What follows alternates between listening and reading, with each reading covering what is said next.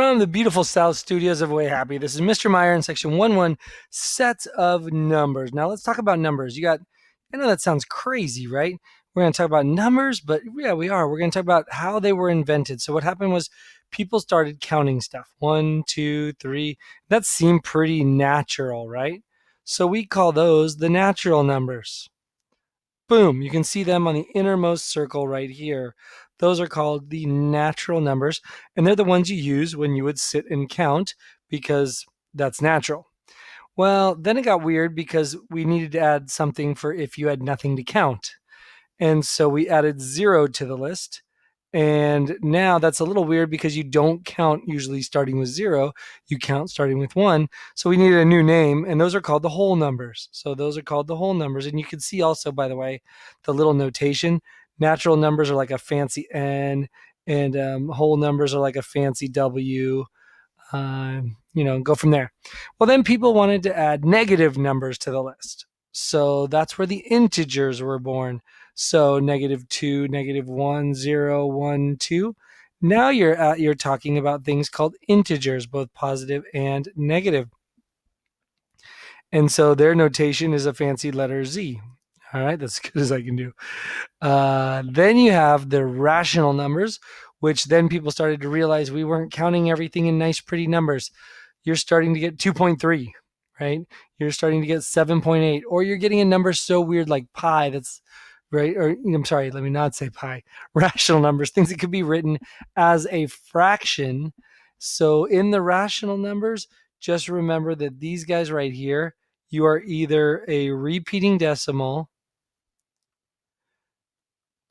or you're a terminating decimal. And what do I mean by that? You end. So like 0.75. That ends. No more repeating. Or like the repeating ones would be like 2.333333333, right? Those ones I can write as fractions, so they're called rational numbers. And then the other ones like pi and stuff, they're called irrational numbers. I cannot write them as fractions. They are decimals that go on forever, right? Never-ending decimals. Never-ending decimals, and they don't repeat. They have no repeating part of them either. So they are never-ending, and they don't repeat. So those are your sets of numbers, and they are all in the big umbrella of real numbers, right? So real numbers are pretty much every number you can think of. There's another group called imaginary numbers, and we'll get to that later.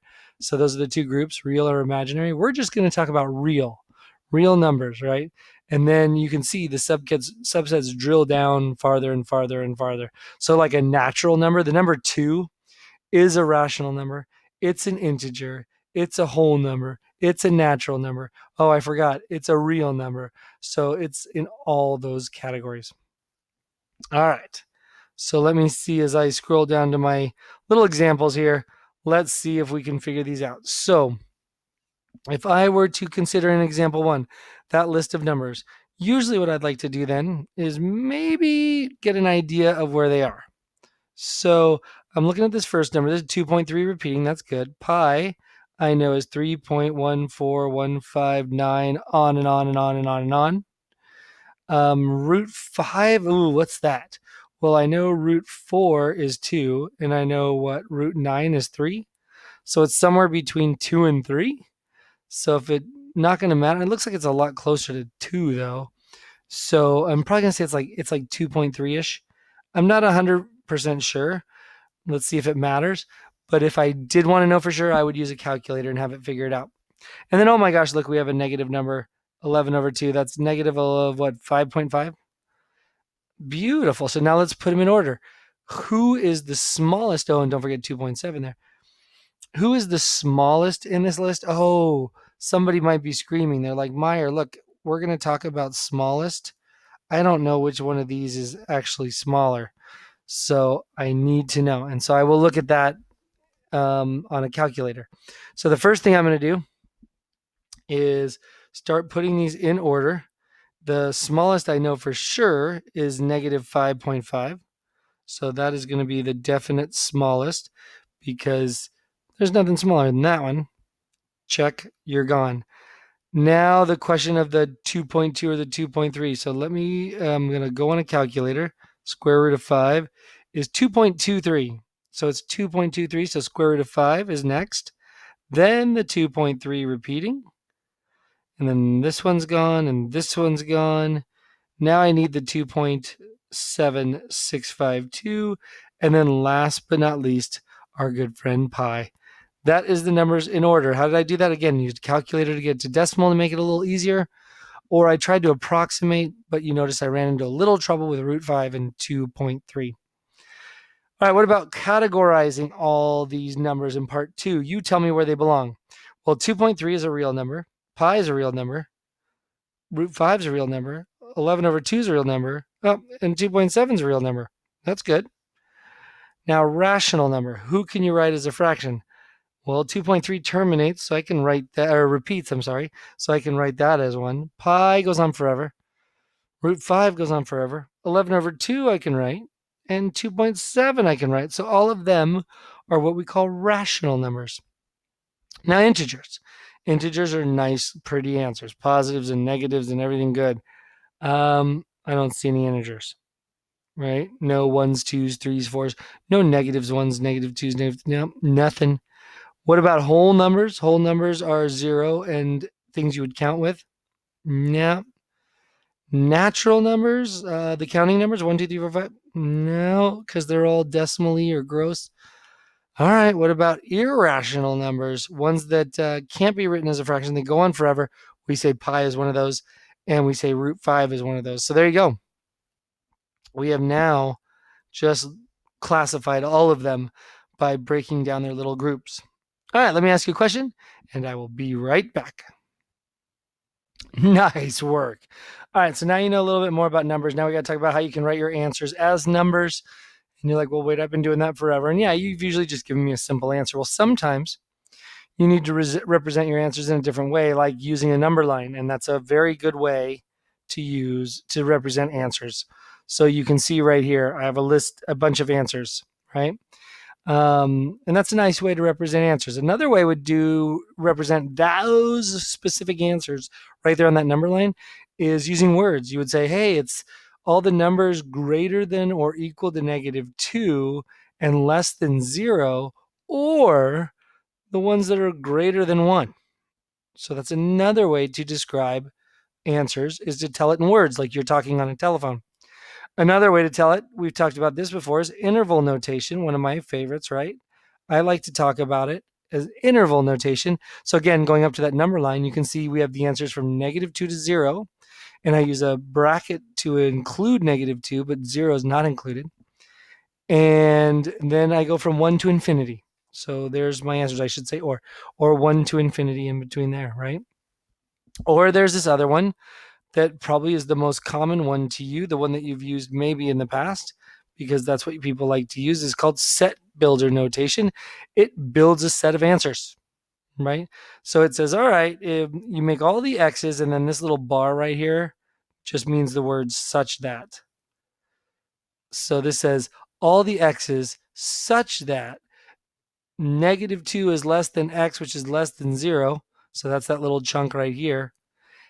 Or the X's are greater than 1. That's all these. And you're kind of telling people to build their own group of answers by using set builder. So you're telling them where to find their answers is in that certain group. All right. Don't know what that was. Now, the next part is, why don't we do roster notation? So roster notation would be where you just tell them the answers. Now, I can't tell you the answers because there's an infinite list in between. There's an infinite list in there. There's -2, but there's -1.99999. And so I would be like, well, it's -2 and -1.9 and -1.99 and -1.999. And, I could be here forever, right? Because I got to list everything between -2 and 0. And I still got to do 1 to infinity. Oh my gosh, I can't do it. This is not feasible for this one. Roster notation is where you actually just say, here's all the answers. right? It's kind of what you kind of do when you answer questions. You say, here are the answers. You're using roster notation, which just look prettier if you put brackets around it and a comma in between, and you're good. All right, so how could you write interval notation? How would I change this example 2a to interval notation? Well, you can see it's the numbers between 7 and 12. So I start with those smaller numbers, 7, and I put a comma, and I'm going to go all the way to 12. So it's those numbers from 7 to 12. 7's included, so you get a bracket, and 12 is not included, so you get a parenthesis. And there you go. That's interval notation. What about B? B says, oh my gosh, we got to go from -6 to -4, all right? And they're both included. So boom, -6, -4. Or, now look, oh, there's 5, and it's not included, so parenthesis. And it goes on forever because that arrowhead, so it's going to go all the way to infinity. And there is my interval notation for that. And last but not least, can you go back and forth from all these different forms? Could you answer them? And I will see. So here it is, example 3a. Can you translate that roster? I'm sorry, this is set builder notation right here. Can you turn that into words? And I say, yes, I can. The z means we're supposed to be in integers. And we want the numbers x such that x is greater than 5.5. So how would I say all that together? I'd say all integers, what?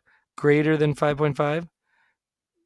Whoops, greater than 5.5. So what numbers is that? That's like 6, 7, 8, 9, 10, right? Going on and on and on and on and on. All right, what about the next one? B, positive multiples of 10. Multiples of 10 in roster notation. That means tell me the answers. Oh, multiple of 10 is 10, 20, 30, 40, 50.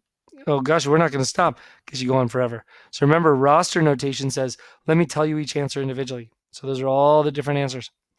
And then last but not least, could you convert that to set builder notation? So set builder, again, has this little curly. And I say all the x's such that, and then you tell me, x is less than or equal to -2. There you go. Everything's smaller than -2. And that's it. Nice work. Stay happy, and I'll see you tomorrow.